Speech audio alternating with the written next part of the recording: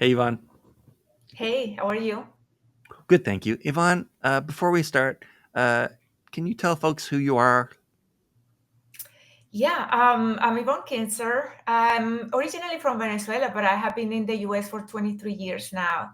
And I Mhm. have been during that time going back and forth between advertising agencies, global advertising agencies like McCann Erickson, for example, to the brands. I have worked for 500 Fortune companies like American Airlines and small startup, technology startups. My last decade almost, I spent it as the head of marketing for avocados from Mexico. And then 12 months ago, I just started my own practice, marketing practice, and I'm now a fractional CMO. All right. So, what is a fractional CMO? It's a CMO, but you give a fraction of your time to different companies and they give you a fraction of the salary. And so among all of Okay. them, give you a CMO salary, but and among all of them, you have a full-time job. So that's a very easy way to Okay. put it. That is very succinct. All right. So let's jump in. Uh, okay. Hypothetical. You just started a brand new client, new everything, brand new 1 year fractional CMO engagement. Okay. Today's day one. What do you normally do, or what do you normally look for? What problems do you normally see in the first 3 months, in the first 90 days of a brand new engagement with a new client? That's still with me? That's for Mm-hmm. me? Okay. Yes, And then there's I'm gonna this. ask Hannah. Okay. It's not different than a full-time job, any job that you have, and it's a different Mm-hmm. approach. Every person may have a different approach. I concentrate the first days or weeks in understanding how decisions are made in that particular company and the corporate culture. That's very, very important when you are going to lead a team, and just being a CMO or a fractional CMO is understanding the decision making culture, who is who, what is the role. And I'm not talking about traditional roles like a VP of this or VP of that or director. I'm talking about the roles that are unspoken within the culture, who has influence where. And then after learning the people and the culture is learning the business, or you can do that simultaneously. Everything about the business before you even have a thought about what you're going to do is very, very important to understand everything around the context and the business itself. And then you can start forming your own criteria and opinions. The strategies are coming together in your mind, what you could do to help that company grow. Right. Okay. And okay, so let me switch to Hannah then. Hannah, hi. Hi. Hannah. So Hannah, can you tell people a little bit about you and then what you normally like do or seek out in the first 90 days of a new engagement? Yeah, sure. So I'm Hannah Rowe. I'm a fractional CMO. I'm based across the UK and the US, having recently launched a UK brand into the US market. I mainly work with consumer lifestyle brands. I help them build their brand awareness and put their key marketing metrics and their omnichannel infrastructure in place. I've pretty much always Mhm. been in this field, even early in my career. Before I went out on my own, I worked for Casio, Huawei, and other brands that people usually recognize. So, in the first 90 days, when I go into a business, in my experience, I'm normally brought in when a brand wants to get to the next level, increase their revenue, customers, or they have a specific block, a business challenge, or even a product that they need to take to market. So they need a GTM strategy. Um, Mhm. some problems I often see are kind of like high performance marketing costs, unable to retain their customers, low brand awareness. So what I would do is come in and set a strategy, and I kind of look at, I guess, three key things in the first 90 days. Really importantly, understanding the data I'm working with, and set realistic targets based on the industry you're in, and also really prioritizing those metrics. I think it's very easy, to kind of want everything to be going in the right way, but actually really prioritizing the building blocks of those metrics, because one will lead to the other. High performance marketing costs, often is because your brand awareness might be low, etc. And I think also another thing is looking at the budget and the resources that are available, and just being realistic, and then kind of working back from that. So doing a bit of an audit of kind of how the budget is being split across different channels. And if there is any other marketing in place, there might not be anything in place.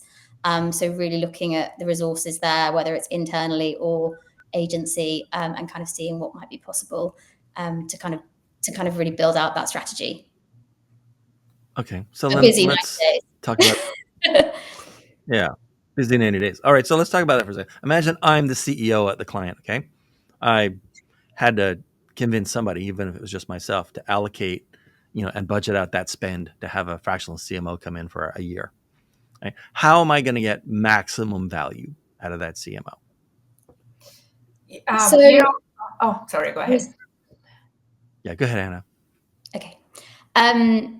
So maximum value out of the CMO, I think, is trying to look beyond the 90 days as well. I love to have a longer view, strategic thought process going on to try and build sustainable growth and brand equity. I think recognizing that the CMO is kind of your partner. So I think you're going to get the most value by lots of conversations and a lot of alignment, but also staying focused. So staying focused on kind of what the challenge might have been, or kind of where the business needs to get to, whether it's customers or revenue, and don't get too distracted by different tactics, I suppose, to get there.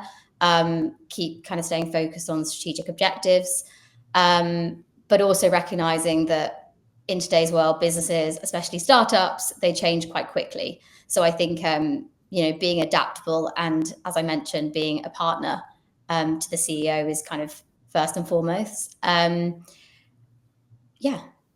also I think being honest about the best use of your time.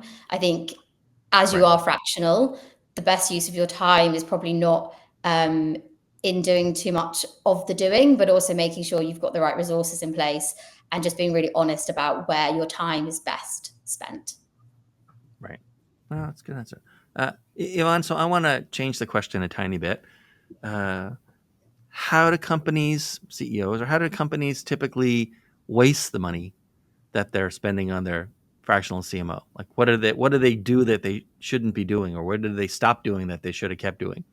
And so they end up sort of muting the strengths of that CMO. Yeah, to answering that question, I'm going to add a little bit to the first question about the 90 days and also the second question. So it's all tied together. I think that there's, for me in particular, what I do is two pretty big areas of focus, which is budget and goals, of their goals and their budget.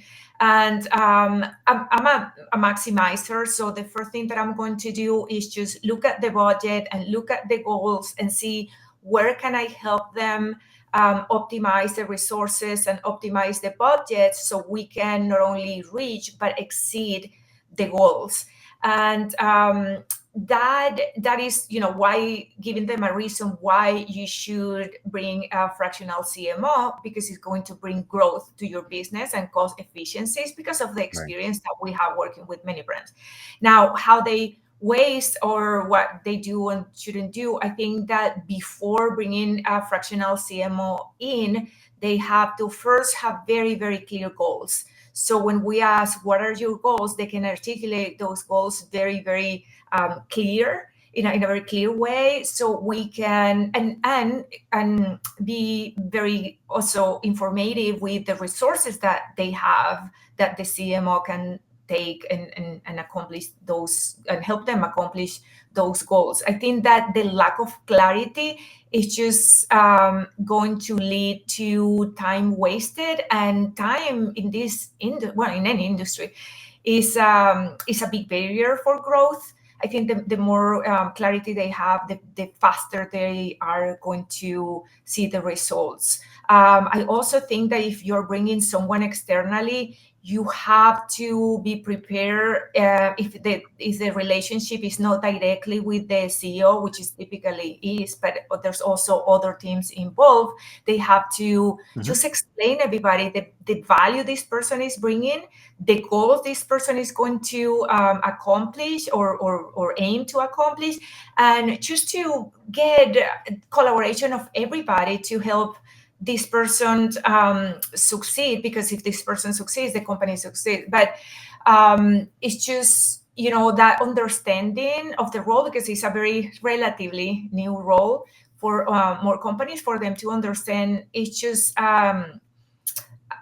this role is coming to help the entire company, including the marketing teams.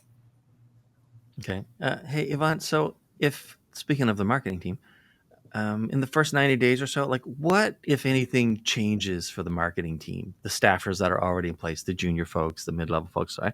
What changes for them in the first 3 months when a fractional CMO starts? Well, the first is a new person leading them, and Yeah. it's very non-traditional. So it's a little bit of a cultural shock, and I'm not saying this in a negative way, but it's like, doesn't matter how good they embrace this new person or what they bring to the table, is still a little bit of a shock, because it's a new person. It's like a transplant, right?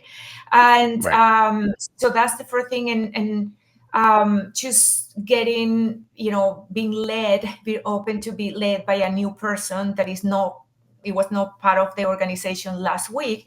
I think that's one. It's a little bit of a challenge for everybody.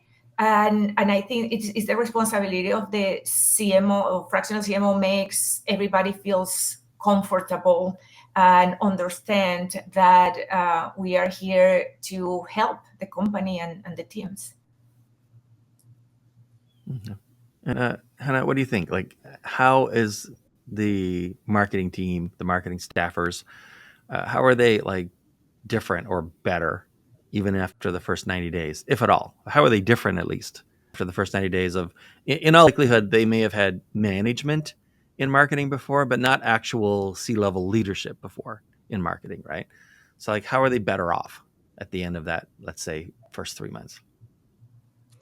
So the team are better off because often what I find is I go into a business and there's a lot happening, lots of busy work, overworked team sometimes, because they're just struggling to kind of prioritize, because they're probably junior members maybe, that just haven't, they need guidance. And I think they often don't have that because they might be going directly to a CEO that hasn't got time for them. And so I think what I would come in and kind of support a team with is setting the processes and making the alignment, and also prioritization. So I think to really make sure, we're going after the right metrics, and the right channels are actually working, for the brand or the business. So they'll be better off because they'll also be able to kind of manage up a bit better as well.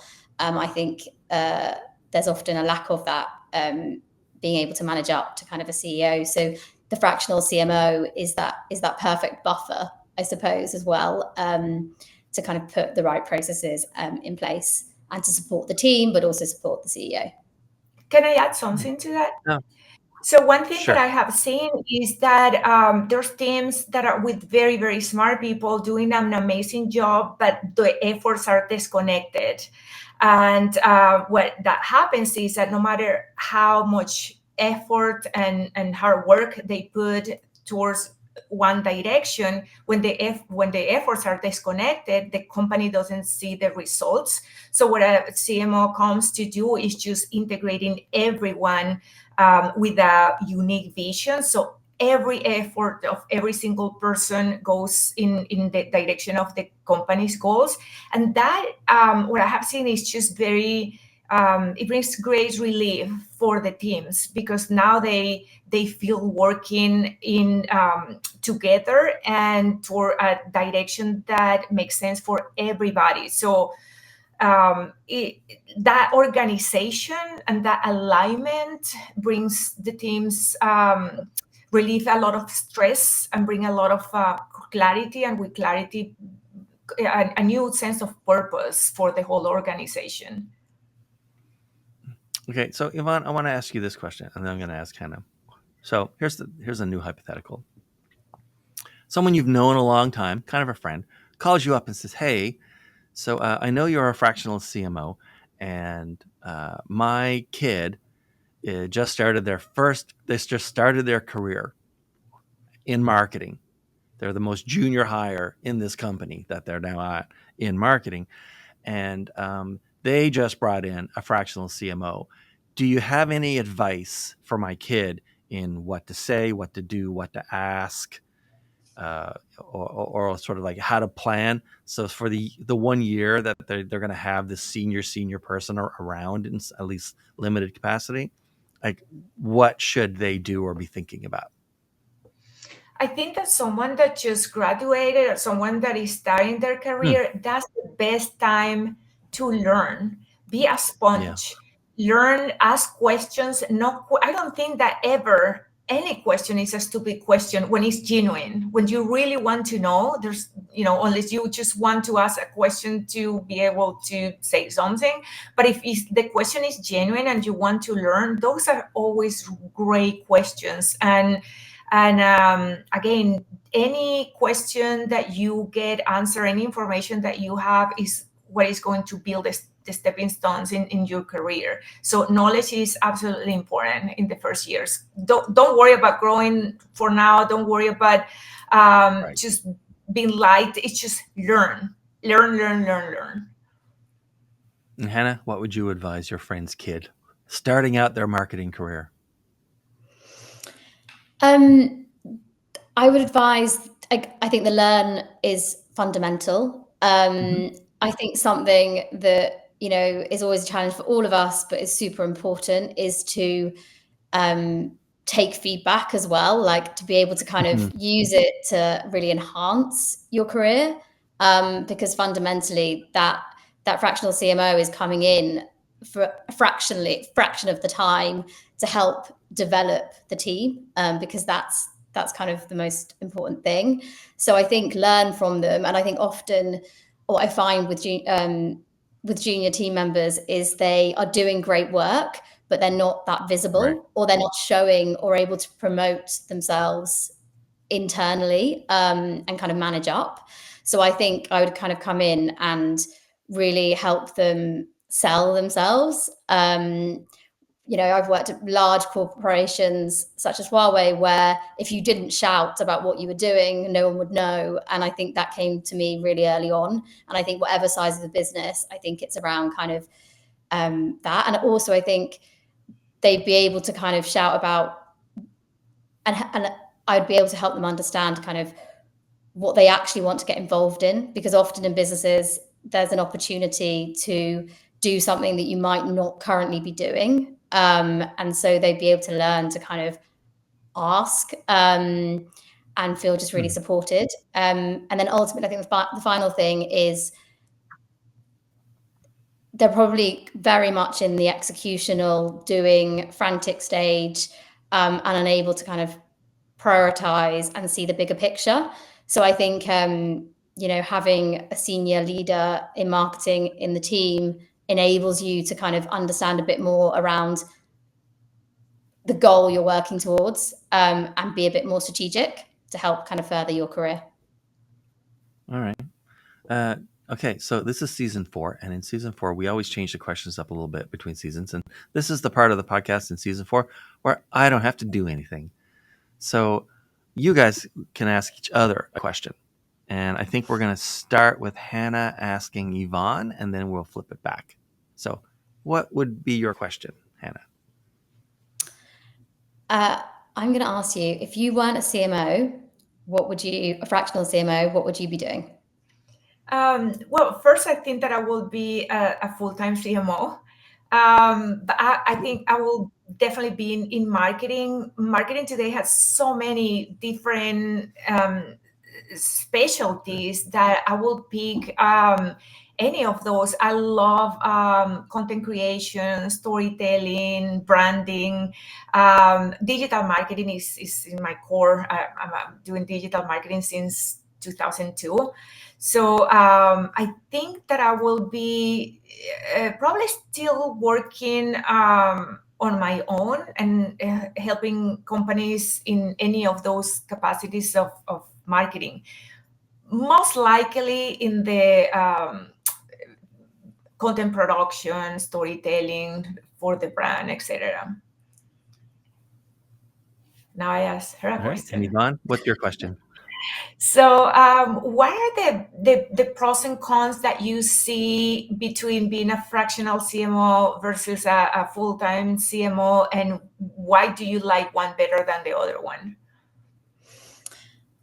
I like being a fractional CMO because I love variety. And I really get a buzz out of kind of going into a business and seeing what the problem is, and kind of helping kind of solve that challenge. And I guess I get a buzz out of kind of the sales piece as well, you know, seeing the number and the metrics go in the right direction. And by doing that across a few different businesses, not only are you there's different challenges at stake and different metrics you're going after, but also there's just so much learning between them all.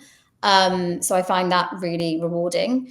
And I think, generally I'm quite adaptable. So I think it just works for me being able to kind of work across a few different clients. And I think I like having the kind of time frame around it as well. Being fractional, it's often, you know, you're not going to be forever. You're probably training up a team so they can do it. I really find that piece really rewarding, setting up the processes, and then kind of moving on when the time is right to the next business. You know, I've walked myself out of roles before because I'm like, I'm no longer what you need. I've given you what you need, or you need this specialism because this is what I've identified in the strategy, an influencer expert or a manager, which is no longer going to be me. Right. And if you can only afford a certain amount, then go after that, because my job has been done. So I love that piece of it. I think, you know, when you're in a business as a full-time CMO, you can do that, but it's a lot different to kind of walk yourself out of a job, and you're a bit more ingrained in that business. Whereas I think I'm very good at kind of being adaptable and recognizing what a business needs at what time. And so that's what I do. Awesome. All right. Hannah, who should contact you these days? What potential kind of client should contact you these days?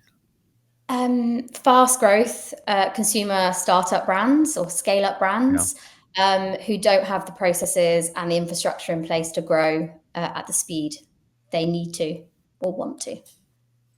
All right. And they get in touch with you with at LinkedIn, looks like on your screen? Find me on LinkedIn. That's the best place right now. Okay. And Ivonne, how about you? Who should contact you these days? So I have organically specialized in the food and beverage category, but it has been someone that has problems, that have a very clear problem they are looking to solve, and using marketing as a tool and marketing strategy. So that's kind of my I don't have any specific line of or industry, even though I have been in the food and beverage. But is one thing is common and very clear is I'm a problem solver, and it has to be a very clear problem. That's the first thing that I ask my clients is, what is the biggest challenge that you haven't been able to solve? And then I develop the solutions to solve it using marketing as a tool. All right. And Thanks, Ivonne. LinkedIn. Yeah, go ahead. And they can contact me on LinkedIn.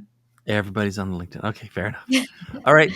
Thanks, guys. Thanks, Ivonne. Thanks, Hannah, so much for this. Appreciate it. Thanks for watching. You're probably watching this in a clip if the analytics are telling us anything. And so it was great to have you with us for a few moments. There's lots more. Just look around. I promise you there's thousands of these things. All right. Thanks, everyone. Thanks, Hannah. Thanks, Ivonne.